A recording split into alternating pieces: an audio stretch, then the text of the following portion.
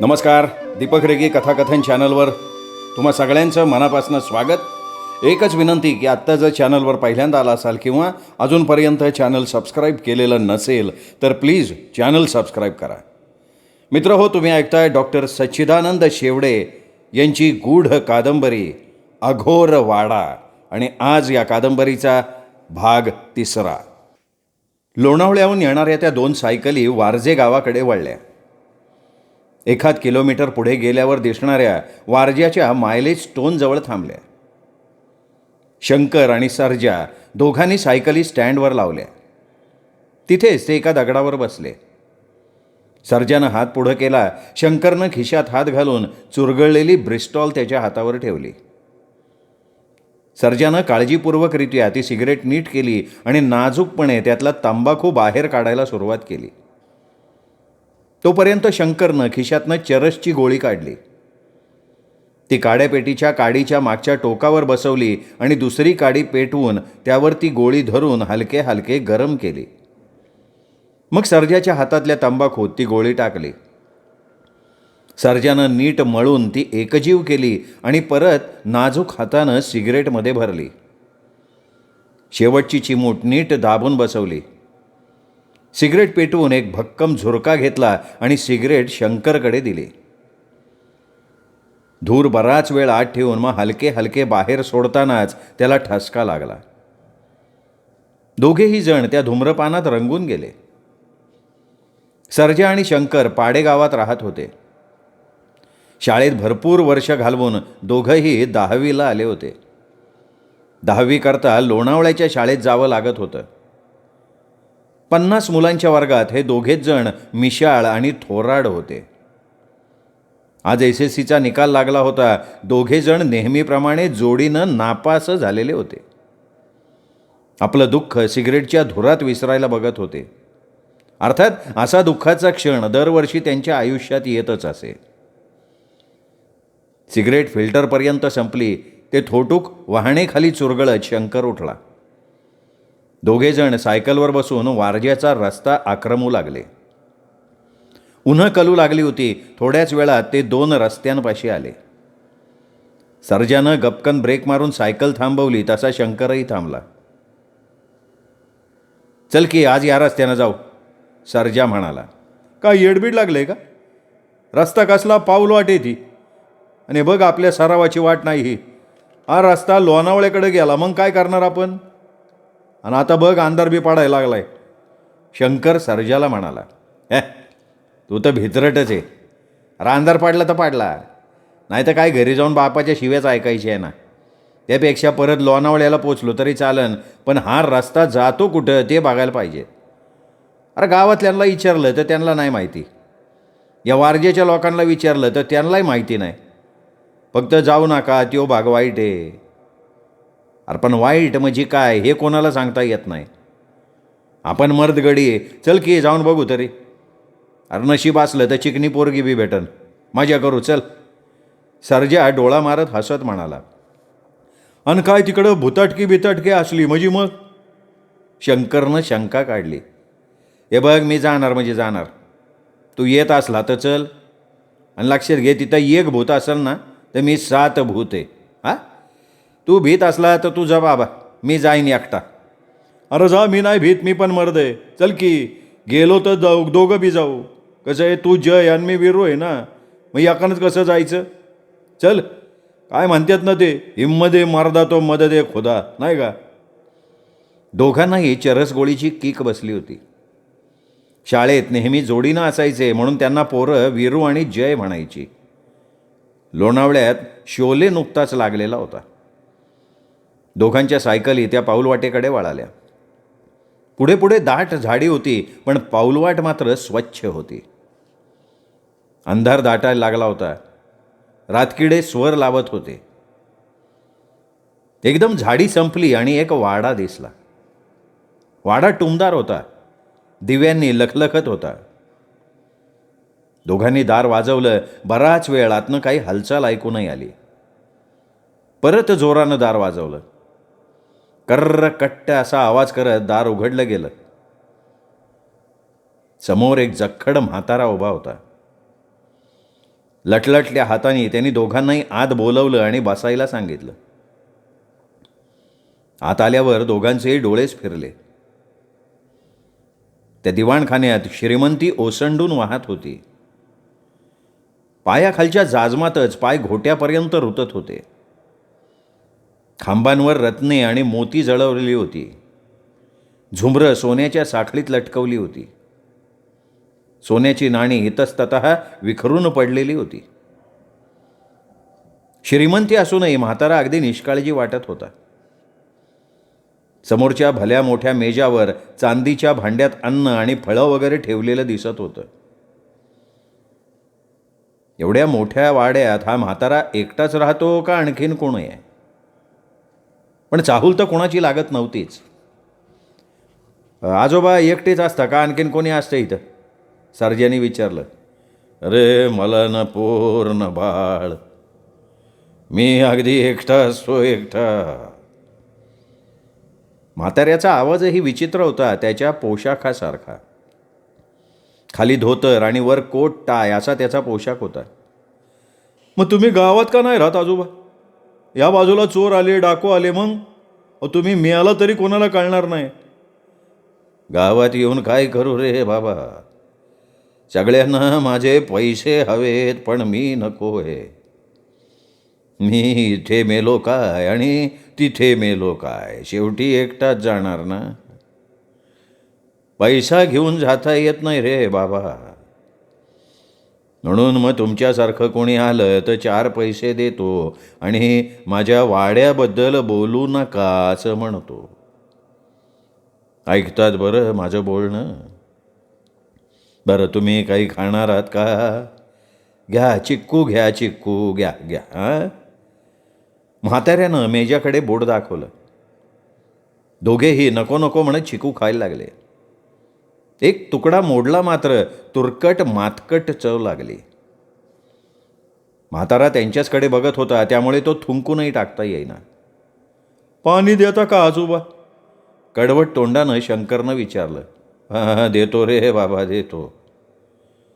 असं म्हणत म्हातारा सटपटत उठला. तोच त्याचा झोक गेला.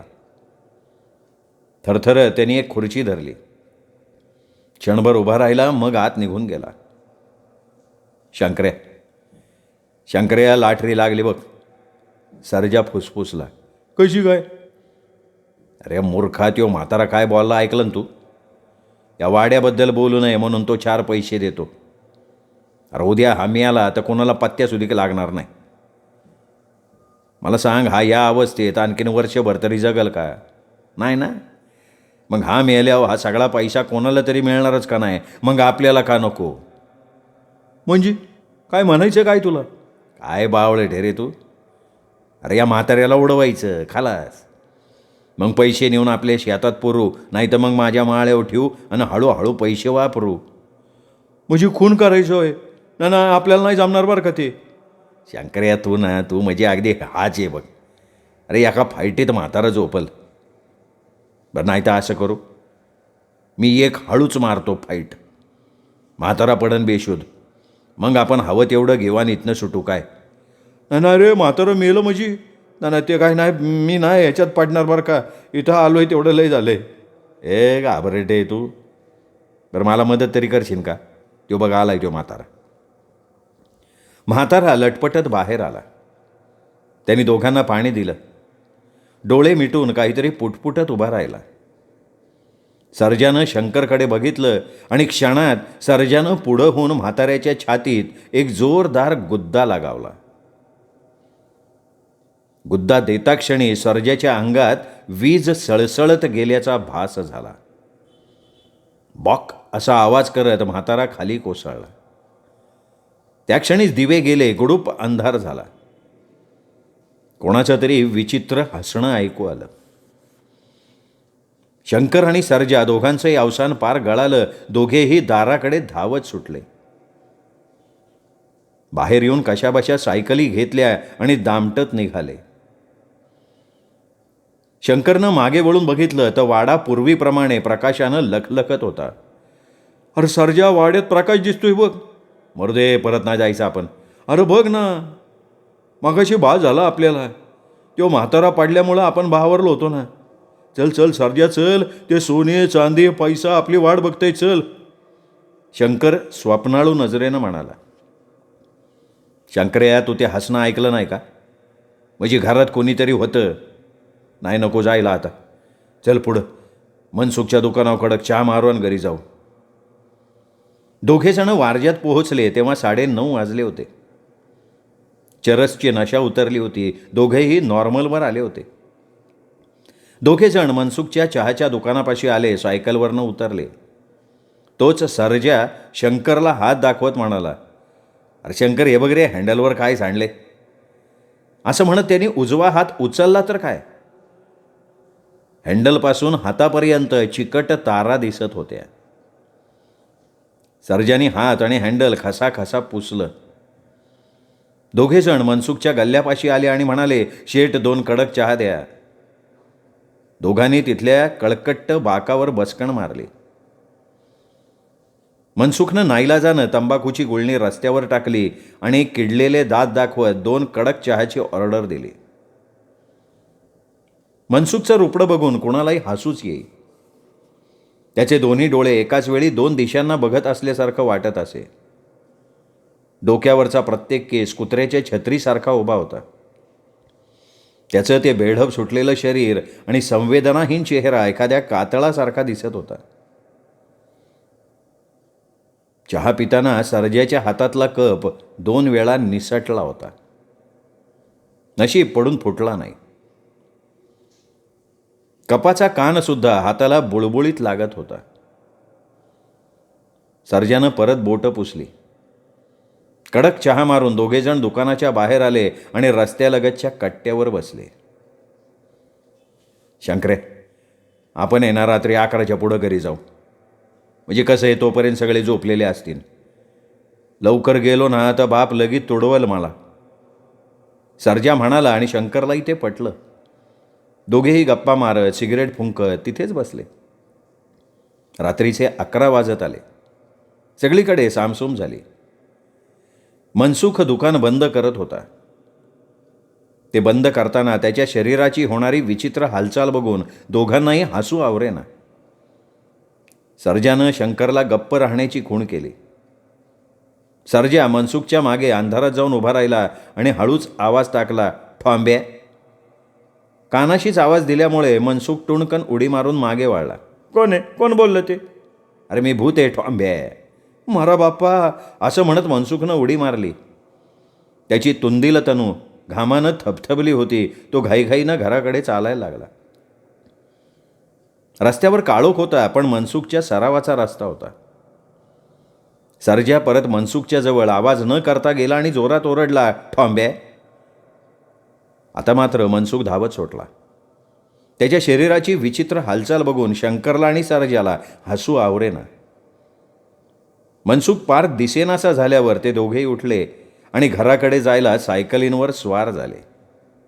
हां हां म्हणता पाडेगाव आलं. गाव शांत झोपलं होतं.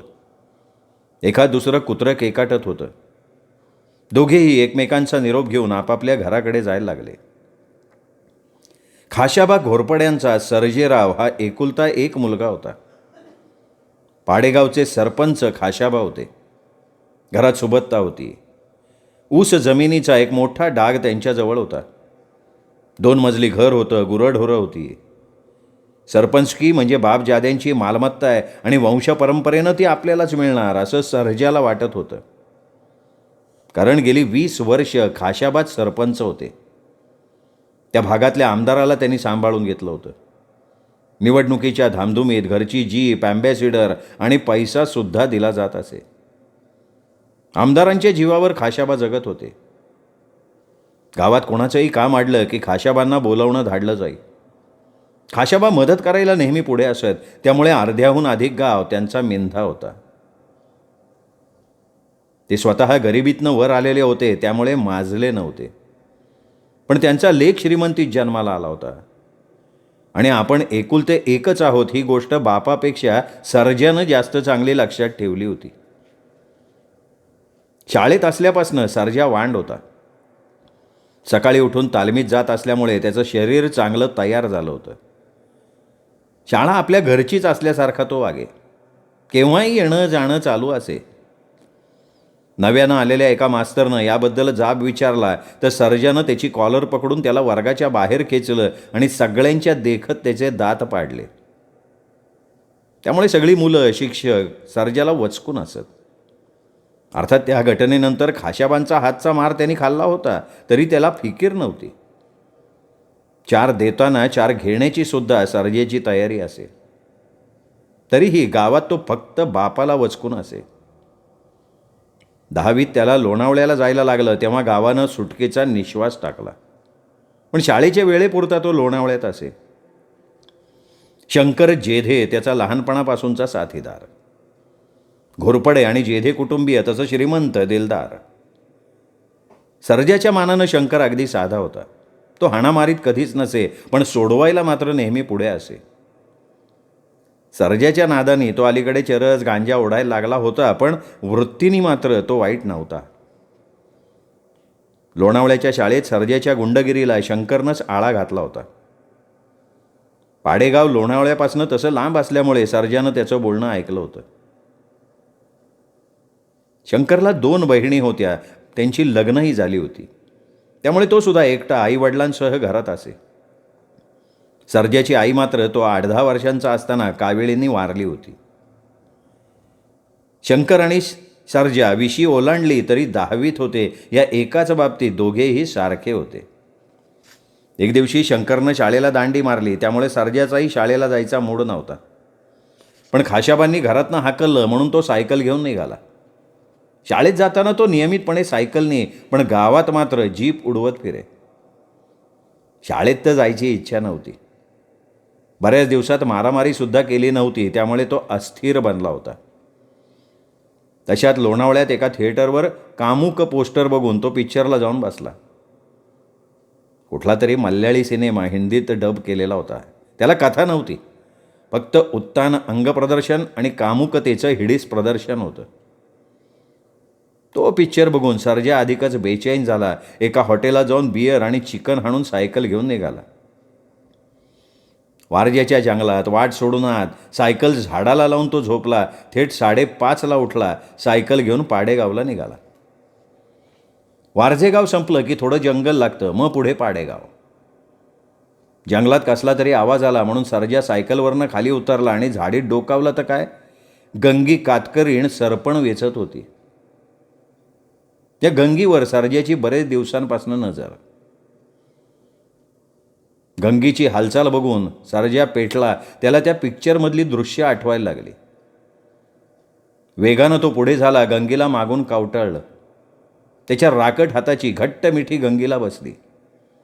ती ओरडू नये म्हणून त्यांनी तिच्या तोंडावर पंजा दाबला होता. तशीच तिला उचलून त्यांनी आणखीन आत नेलं. तिथे उतरवून तिची चोळी टरकावली. तिला जमिनीवर आडवी घालून तो लुगडं फेडायला लागला. ती जीवाच्या आकांतानं त्याच्याशी झगडत होती, ओरडत होती, पण तिच्या दुर्दैवानं त्या बाजूला कुणी येणार नव्हतं. वाघाच्या तावडीत सापडलेल्या गायीची कधी सुटका होते का? आधाशासारखा तो तिच्या शरीराशी झोंबू लागला आणि कशी तरी सुटका करून घेऊन गंगी धावायला लागली. ती हातात येणार नाही हे लक्षात येताच सर्जा ओरडला, अगं गंगे, लुगडं तरी घेऊन जा, का तशीच जाती? हे ऐकू येताच गंगी थबकली. आपण विवस्त्र धावतोय हे लक्षात येऊन संकोचली. आणि तोच क्षण साधून सर्जा तिच्यावर तुटून बघितला. रानटी संभोगाचा आनंद घेऊन सर्जा घरी आला, जेवला आणि बाहेरनं आवाज आला म्हणून खाशाबा बाहेर आले. गंगी कातकरीण बाहेर उभी होती. सरपंचा, तुझ्या पोरानं मला नासवलंय, त्याला पोलिसात देऊ का मी जीव देऊ? सर्जा, खाशाबाची जोरदार हाय ऐकून आजूबाजूची 5-7 घरं दाणाणली. काय आबा, काय झालं? बडवे, ही पोर सांगते ते खरं आहे का? नाही, त्याचं काय झालं आबा? हे बोलताच खाशाबांचा डावा हात खाडकन बसला. सर्जाच्या ओठातनं रक्त आलं. खाशाबा गंगीजवळ आले, माफी मागायला लागले. हे बघ पोरी, चुकलं माझ्या पोराचं. एक डाव माफी कर, पण पोलिसात जाऊ नको. तुझा सगळा खर्च मी देतो, पण हे इथं मिटवून टाक पोरी. गावाला नवीनच खाशाबा दिसत होते. पुत्रप्रेमानं माणूस किती लाचार होतो त्याचं दर्शन घडत होतं. नाही नाही सरपंचा, नाही. तुझ्या पोरानं 2 वेळेला माझी खोडी काढली, मी सांगितलं होतं तुला, पण तू हसून घालवलं. आता माझी आबरू तुझ्या विनवणीने येणार नाही. ती गेलीच, पण गावातल्या बाकीच्या पोरी तरी वाचतील. बोल सरपंचा, मी जीव दिला तरी तुझा पोर पकडला जाईल, एवढे लोक आहेत आता साक्षीला. जमलेल्या लोकांकडे बघून गंगी बोलली. सरपंच हसले. या वेडीला कधी कळणार? लोकशाहीत लोक कधीच लोकांना साथ देत नाहीत. सर्जाला पोलिसांनी ताब्यात घेतलं तर सरपंचकी जाईल, पण आगामी निवडणुकीत आमदारकीचं तिकीट मिळण्याची आशा होती ती सुद्धा नष्ट होईल. ये बघे, ये तू मुकाट घरी जा, सकाळी ये. सकाळी ये तू, मग बघू काय करायचं ते. आता निघायचं. आणि काय तुम्ही काय फुकट तामाशा बघताय काय? याद राखा, कोणी माझ्या विरोधात बोलाल तर. खाशाबा गरजले, लोक निघून गेले. गंगीसुद्धा गेली, पण परत आली ती मुळे रॉकेलचा डबा घेऊन.